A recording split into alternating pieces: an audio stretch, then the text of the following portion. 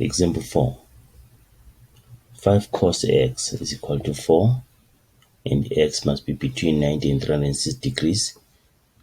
Determine the value of 3 sine 2x without using a calculator. So we have to use our diagram here, right? So we have, this is cos x divided by 5 on both sides is equal to 4 over 5. So one where cos x is positive, it's going to be in the fourth quadrant or first quadrant. But now our x should be between 90 degrees and 360 degrees, so it means it cannot be in quadrant 1. So we're only left with quadrant 4. So it can only be quadrant 4. So this is our diagram.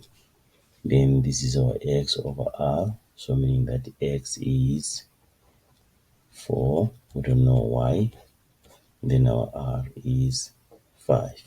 Okay, then we can get this is 4.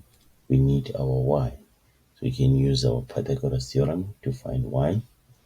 So y squared is equal to 5 squared minus 4 squared. So y is equal to square root of this.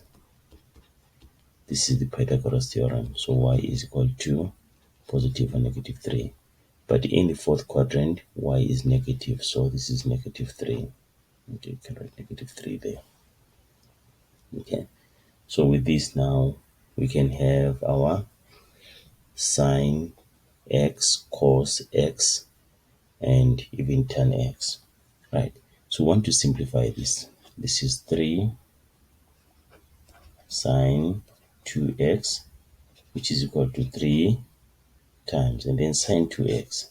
Sine 2x is 2 sine x cos x, right? So we have 3, and then we have 2. Sine x is what? Sine x is going to be negative 3 over 5. It's negative 3 over 5. And then cos x is what? 4 over 5. So it's 4 over 5, right? And then what do you get? 3 times 2, which is 6. 6 times negative 3, which is negative 18. Then negative 18 times 4, which is negative 72. Negative 72 over 25. Okay, done.